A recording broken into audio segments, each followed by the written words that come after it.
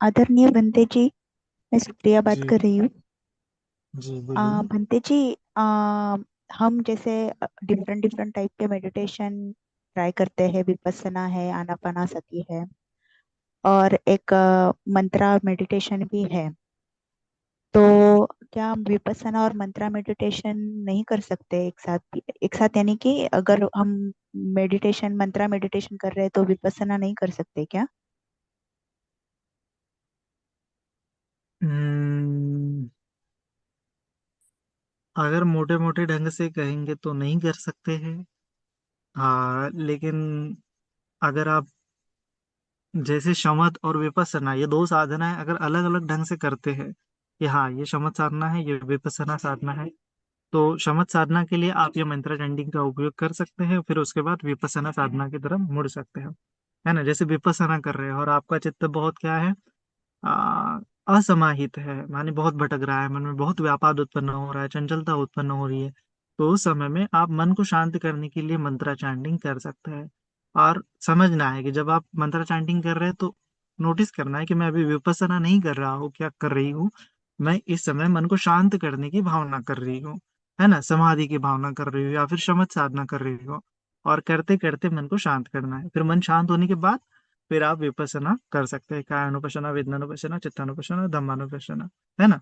Mix करने की जरूरत नहीं है, आपको अलग अलग उसको रखते हुए भी वो कर सकते हैं कि हाँ मैं इस टाइम में ये साधना कर रहा हूँ, इस टाइम में ये साधना कर रहा हूँ। आपकी साधना चेंज हो रही है तो आपको वो नोटिस भी होना चाहिए कि मेरी साधना चेंज हो रही है ना? तो इस प्रकार से आप एक दूसरे का सहारा लेते हुए और अच्छे से विपස්සना कर सकते हैं।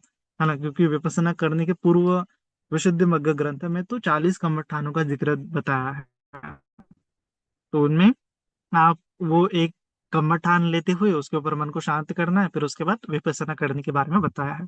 तो मन आपका बहुत भटक रहा है, चंचल है, बहुत व्यापाद उत्पन्न हो रहा है, तो पहले तो आपको मन को शांत करने के लिए ही साधना करना उचित है।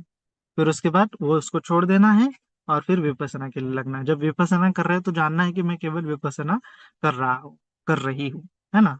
तो ऐसे अगर आप अलग अलग रखते हुए उन दोनों कमठानों को अलग अलग रखते हुए एकदम स्पष्ट रूप से साधना करते हैं तो कोई गड़बड़ नहीं है। है ना? ऐसे ऐसे ही साधना की जाती है एक्चुअली, कि आपका मन शांत नहीं है तो मन शांत करने के लिए आप एक अलग साधना यूज करते हो, और जब आप आपका मन शांत हो गया तो उस समय में आप विपස්සना करते हो, अलग साधना करते हो, या करनी चाहिए। ऐसा ही उसको बताया है। सप्त भुजंग की भावना में भी ऐसा बताया है। पहले तीन भुजंग को ये विपස්සना के अंग है, और लास्ट के जो तीन है वो शमथ साधना के अंग है। तो पहले लास्ट वाले जब आप करते हो, प्रक्षब्ध करते हो, मन को प्रीति, प्रक्षब्धि और उपेक्षा की भावना करते हो, तो ये शमथ साधना के अंतर्गत आ जाता है। फिर ऐसा करने के बाद ही आप धम्म विचय भुजंग की भावना कर सकते हैं, माने कि विपස්සना की भावना कर सकते हैं। तो इस प्रकार से है। तो आपको अलग अलग रखते हुए उसको करना है, कर भी सकते हैं, कोई दिक्कत नहीं है। मिक्स होने का कोई चांस ही नहीं है, क्योंकि आपको समझना है कि इस वक्त मैं कौन सी साधना कर रहा हूँ। मैं प्रॉपरली समाधि की साधना कर रहा हूँ, प्रॉपरली मन शांत करने की साधना कर रहा हूँ, फिर वो होने के बाद मैं प्रॉपरली विपස්සना की साधना कर रहा हूँ, कर रही हूँ, ऐसा आपको नोटिस करना है। फिर कोई गड़बड़ नहीं है। ठीक है? अ, बंटी जी, मुझे ये पूछना था कि हम अगर किसी से बात करते हैं और कोई हमें किसी के बारे में पूछता है कि उसने क्या कहा था, मैंने किसी के बारे में, तो चुगली होती है क्या? अगर किसी ने अपने हमें पूछा कि उसने मेरे बारे में क्या कहा, तो अगर अपन हम बता रहे हैं तो वो चुगली हो जाती क्या? हाँ, चुगली हो जाती है ना? आपको उनसे उनको कहना चाहिए कि डायरेक्टली आप उनको जाके पूछो ना, मुझे क्यों पूछ रहे हो। है ना? इतना ही अगर इंक्वायरी करनी है तो डायरेक्ट जिस पर्सन से आप जिस पर्सन के बारे में पूछ रहे हो उससे ही जाके पूछना चाहिए। उनको बोलना चाहिए कि आप खुद जाके करो। क्योंकि भगवान जी ने क्या बोला है कि ना तो आपको प्राणी हिंसा करनी है, ना तो किसी को करने के लिए प्रेरित करना है, और कोई कर रहा है तो उसको रोक भी लगाने के लिए आप कर सकते हो। तो ये तीनों अंगों से आप शील को पालन कर सकते हो।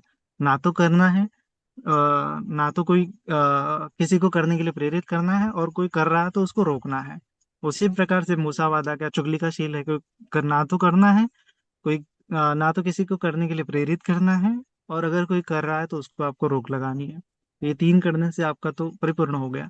आप उसको चुगली करने से रोक रहे हैं अच्छे से ढंग से सम्यक वाणी के साथ, बुद्ध धम्म के साथ, तो इसका मतलब आप उसको धम्म का दान दे रहे हो, आप उसको धम्म में ला रहे हो, आप उसको धम्म के बारे में जानकारी दे रहे हो कि भाई प्राणी हिंसा करना बुरी बात है, चुगली करना बुरी बात है, ऐसा नहीं करना चाहिए, है ना। एक सम्यक वाणी के साथ अगर आप उसको उपदेश करते हो और उसको समझ में आ जाता है, तो उसका भी कल्याण हो जाता है, आपका भी कल्याण होता है, आपका भी दम्मदान का पुण्य होता है ना। तो बहुत दोनों के लिए पुण्य की बात है। नोटिस करना है उस वक्त कि ये व्यक्ति क्या कर रहा है, मुझे चुगली कराने के लिए प्रेरित कर रहा है, तो उसको वहां पे रोक लगानी चाहिए। उसको बोलना चाहिए कि आप डायरेक्टली जाके उस व्यक्ति से वार्तालाप करो, है ना। मैं वो बात, सटीक बात नहीं बता सकता है, आपको जो डाउट है उनसे ही पूछना चाहिए। ठीक है, तो इधर की बात उधर नहीं करनी है, चुगली इसे ही कहते हैं। इधर की बात सुन के इधर लगा देना, इधर की बात सुन के उधर लगा देना, है ना। तो इससे क्या होता है कि जो मैत्री भाव नहीं रहता वहां पे, है ना, वहां पे एक दूसरे के प्रति कलुषता आ जाती है, एक दूसरे के प्रति वैर की भावना उत्पन्न हो जाती है। तो आपको क्या करना चाहिए कि वैर की भावना उत्पन्न नहीं होने देना है आपके मन में भी, उनके मन में हो रही है तो उनको बोलना है कि ऐसा कुछ नहीं है, आप उनको जाके ही पूछना है, मैं इस बारे में कुछ नहीं बता सकती। ऐसे एकदम न्यूट्रल रहते हुए, एकदम चित्त में मैत्री रखते हुए, एकदम चित्त में दोनों के प्रति एक सद्भावना रखते हुए हमें उनको उपदेश करना है ना। अगर वो भी आपको किसी व्यक्ति के बारे में बुरा बुरा बोल रहा है, तो उसको क्या करना चाहिए, बचना चाहिए। सुन लिया तो ठीक है, अभी फिर उसको दूसरों को नहीं सुनाना चाहिए। तो इस प्रकार से हमें अवेयर रहना है, सजग रहना है ना। ना तो शील खंडित करना है, कोई ना तो किसी को प्रेरित करना है, और कोई कर रहा है तो उसको रोक भी लगानी है। ठीक है। लेकिन बार बार वही चीज हो तो फिर क्या करना चाहिए? बताने के बाद में भी वही चीज हो तो क्या करना चाहिए? मतलब बार बार, फिर आपको इसका मतलब ये है कि आप वो जो चुगली कर रहा है आप उसके ही सानिध्य में रह रहे हैं, उनका साथ जो है असे बना से बालाना, उनको छोड़ देना चाहिए, है ना। कोई आपके पास किसी व्यक्ति ए पर्सन के बारे में कुछ बता रहा है और बी पर्सन आपको पूछ रहा है बार बार, तो वो ए पर्सन से कट ऑफ करना चाहिए ना, कि वो ए पर्सन मुझे बार बार इस व्यक्ति के बारे में बता रहा है, तो उस ए पर्सन को भी दूर रखना चाहिए। और बी पर्सन भी आपको बार बार पूछ रहा है कि मुझे बताओ, उसको भी कट करना चाहिए, क्योंकि उसको बोलना है कि अभी मैंने ए पर्सन को कट कर लिया, ए पर्सन की बातें मैं नहीं सुनता, तो मैं आपको कुछ बता ही नहीं सकता, तो बी पर्सन को भी कट करना चाहिए। इस प्रकार से दोनों से भी दूर रहना चाहिए, क्योंकि उसमें आपका कुछ लाभ है ही नहीं है ना। आपका लाभ तो धर्म का आचरण करने में है, धर्म की प्रैक्टिस कैसे अच्छे से करे इसी बारे में है। वंदा में आदरणीय बंटी जी। बिल्कुल। ये सवाल था बंटी जी कि श्रोतापन्न इंसान को बनना है तो उसके लिए कैसा प्रयास करना चाहिए? उसने पंचशील पालन करते करते वो श्रोतापन्न बन सकता है, या ध्यान साधना भी करनी पड़ती है, या पुण्य विपाक भी उसको काम आते हैं? ये इसके बारे में थोड़ा मार्गदर्शन कीजिए, और वो कैसी अनुभूति होती है इसके बारे में भी थोड़ा मार्गदर्शन कीजिए बंटी जी। हमारे जीवन में अगर श्रोतापन्न बनना है कैसा करना चाहिए? अच्छा है। प्रैक्टिस। तो जितना आप प्रैक्टिस कर सकते हो, जितनी पुण्य क्रियावत तो कर सकते हो, उतनी करने से अच्छा है ना। केवल एक पर निर्भर रहने से कुछ होने वाला नहीं है, सभी करके देखो, 10 पारमिता बारे बताया है, 200 पारमिताओं को करने की कोशिश करो, है ना। हम एक लेंगे, एक पूरी करेंगे, फिर एक लेंगे, फिर एक पूरी करेंगे, ऐसा नहीं करना चाहिए, पूरा एक ही साथ करना चाहिए। तो एक धम्मपद में भी कहा था ना, भगवान जी ने बताया, वनन चिंदंग माँ रुक्खंगी, कि वन को काटो, वृक्ष को नहीं, एक एक करके कब तक वृक्ष को काटते रहोगे, एक ही साथ पूरे जंगल को काटना ही उचित रहता है। तो एक ही साथ मतलब वो बोलते हैं ना, सर्वांगीण विकास होना चाहिए, एक ही साथ सारे अंगों में डेवलपमेंट होनी चाहिए, एक ही साथ आप में शील में भी प्रतिष्ठित होना चाहिए, एक ही साथ आपके अंदर से कृपणता भी नष्ट होनी चाहिए, वैर भी नष्ट होना चाहिए, मोह भी नष्ट होना चाहिए, एक ही साथ आपने धम्म श्रवण भी करना चाहिए, एक ही साथ आपने ध्यान भी करना चाहिए। सभी पुण्यों को अगर आप एक साथ करते हो तो कहीं ना कहीं से आपको मार्ग मिल ही जाता है ना। आप केवल एक निर्भर भी, मैं शील पालन करके ही श्रोतापन्न बन जाऊंगा, मैं शील पालन करती ही श्रोतापन्न बन जाऊंगा, तो आप डायरेक्टली शील व्रत परामर्श में फंस रहे हो, है ना। तो इसीलिए आपको सभी अंगों से धम्म को श्रवण करना है, सभी अंगों से धारण करना है, सभी अंगों से पुण्य को अर्जित करते जाना है, और फिर अपने आप यही पुण्य आपको श्रोतापन्न फल की तरफ ले जाते हैं, क्योंकि जितने ज्यादा पुण्य होंगे उतना अच्छा है हमारे लिए, है ना। तो पुण्य करने का अवसर जो है छोड़ना नहीं चाहिए। छोटा सा छोटा पुण्य भी उसको छोटा नहीं समझना चाहिए, और छोटा सा छोटा पाप भी उसको छोटा नहीं समझना चाहिए। भगवान जी ने बताया पाप पाप होता है, पुण्य पुण्य होता है, छोटा बड़ा उसमें कुछ नहीं होता है। तो इस प्रकार से आपकी पुण्य के प्रति दृष्टि डेवलप होनी चाहिए। और खासकर बोला गया दिट्ठी उजू कम्मा, कि श्रोतापन्न की दृष्टि खुल जाती है। तो दृष्टि खुलने का मतलब उसको क्लियरली समझ में आता है कि क्या पाप है क्या पुण्य है ना, क्या कुशल है क्या अकुशल है, कैसे मेरा चित्त दुख की तरफ जाता है, कैसे मेरा चित्त सुखी रहता है। ये मार्ग उसको समझ में आता है, दुख की तरफ जाने का, सुख की तरफ जाने का, और फिर वो हमेशा सुख की तरफ लेता रहता है ना। तो आपको ये मार्ग समझना चाहिए कि सुख की तरफ जाने वाला मार्ग क्या है और दुख की तरफ जाने वाला मार्ग क्या है। बस ये खोजते जाओ, अपने आप आपको वो मार्ग मिल जाता है। तो जो मार्ग मिलेगा वही आर्य अष्टांगिक मार्ग है ना। तो ऐसे खोज करनी पड़ती है, तब जाके वो दृष्टि खुलती है। हाँ, हम केवल निर्भर रहेंगे दूसरों के ऊपर कि दूसरे हमें बता दे कि दृष्टि कैसे खोलेंगे, तो नहीं। वो अंदर से ही खोलने पड़ते हैं। जैसे अंडा होता है, तो वो अंडे का जो चूजा होता है उसको अंदर से ही फोड़ना पड़ता है। बाहर से उसको फोड़ेंगे तो वो मर जाता है चूजा, वो बाहर नहीं निकल पाता प्रॉपरली। जब तक वो अंदर इनर फोर्स नहीं लगता है उसको, तब तक वो बाहर नहीं आता। ठीक उसी प्रकार से जब तक आपके अंदर से दृष्टि नहीं खुलती है कि क्या है कुशल धर्म, क्या है अकुशल धर्म, क्या है पाप, क्या है पुण्य, क्या है दुख और क्या है सुख, दुख की तरफ ले जाने वाले रास्ते क्या है, सुख की तरफ ले जाने वाले रास्ते क्या है, इसका रियलाइजेशन नहीं होता है, तब तक वो सम्यक दृष्टि नहीं खुलती। और सम्यक दृष्टि नहीं खुलने से श्रोतापन्न भी नहीं बनते हैं ना। ज्यादा बड़ी बात भी नहीं है, लेकिन वो अंदर से होनी चाहिए। वो बात जब अंदर से होती है तब व्यक्ति श्रोतापन्न हो जाता है। दृष्टि उसकी उज्जू हो जाती, सीधी हो जाती, साफ हो जाती है। और उसको वो सत्कार दृष्टि गिर जाती है कि मैं मेरा कुछ नहीं, सब कर्मों का खेल है। विचिकित्सा गिर जाती है, सुख और दुख एकदम क्लियरली समझ में आते हैं। और शील व्रत परामर्श में वो कभी नहीं फंसता, उसको पता होता है कि क्या पुण्य कर्म है क्या पाप कर्म है। तो इसी प्रकार से सत्कार दृष्टि, विचिकित्सा, शील व्रत परामर्श गिर जाते हैं और वो श्रोतापन्न हो जाता है। तो प्रयास करना है, बार बार धम्म श्रवण करना है, बार बार योनिसो मनसिकार करना है कि सत्कार दृष्टि क्या है, विचिकित्सा क्या है, शीलव्रत परामर्श क्या है, और इसमें कैसे नहीं फंसना है। इसके बारे में सोचना है, पढ़ना है, सुनना है, चिंतन मनन करना है ना। और फिर उसका प्रैक्टिस करने की कोशिश करना है। फिर धीरे धीरे अपने आप आपको मार्ग मिल जाता है। ठीक है। साधु साधु। 3 ले लेंगे और ये हो जाएगा। जी आपको कुछ बोलना है सुप्रिया जी? हाँ, मुझे बोलना है।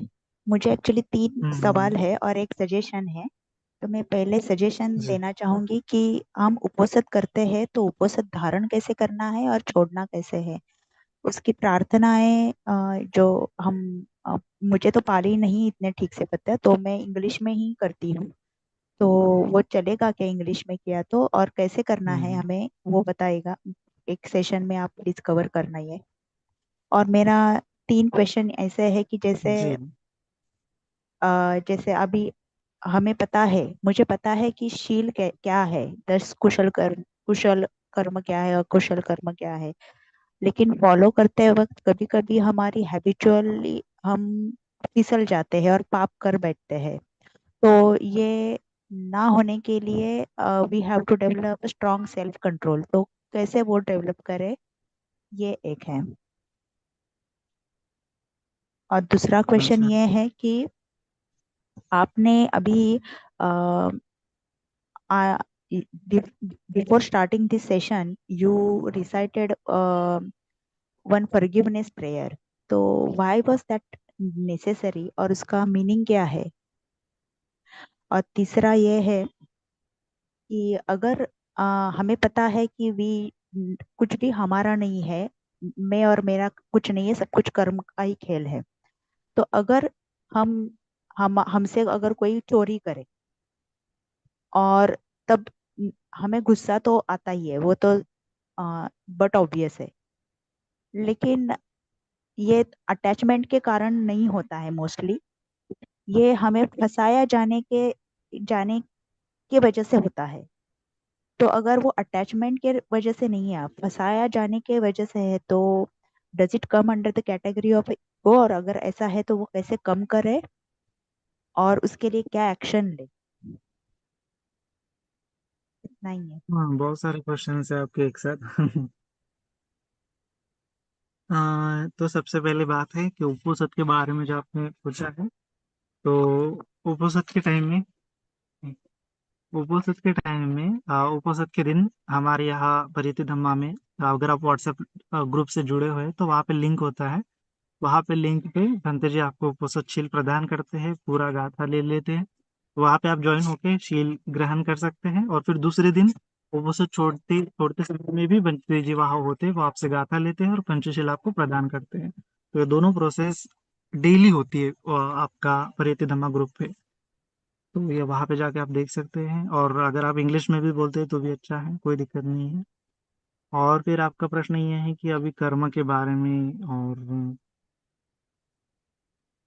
देखिए कि कर्म का सिद्धांत ऐसा है कि भगवान जी ने बोला है कि मैं नहीं हूँ, मेरा नहीं है। इसका मतलब क्या है कि जो कुछ भी घटित हो रहा है वो कर्म के कारण ही हो रहा है। कर्मस्य कुर्मी कर्म योनि कर्म बंधु कर्म दायादो, कि कर्म की वजह से ही मैं हूँ, कर्म की वजह से ही कर्म ही मैं हूँ, कर्म की वजह से ही मुझे योनि मिली है, कर्म ही मेरा बंधु है, कर्म ही मेरा दायाद है। जैसे मैं कर्म करता हूँ वर्तमान में, वैसे मुझे भविष्य में फल मिलते हैं। तो मैं मेरा कुछ नहीं है, इसका मतलब सब कर्म की वजह से ही हो रहा है। तो अगर आपके घर में चोरी हुई है तो इसका मतलब है कि कभी ना कभी किसी ना किसी जन्म में आपने भी किसी की चोरी की होगी। ऐसा जानते हुए आपको उस चीज को लेट इट गो करना होता है।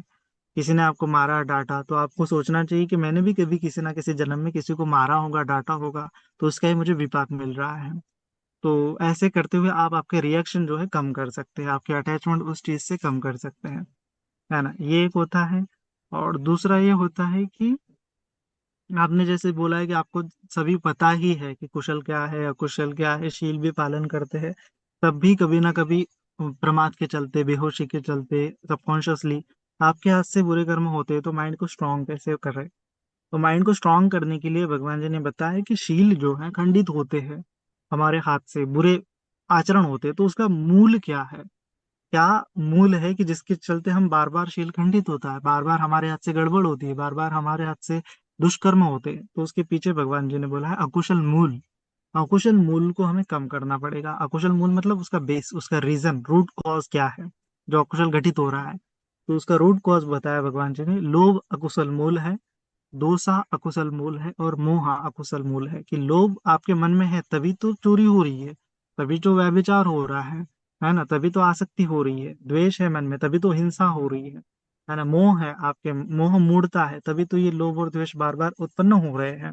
तो ये बेसिक है तीन चीजें, इसके चलते ही हम इस संसार में फंसे हुए हैं, लोभ द्वेष मोह।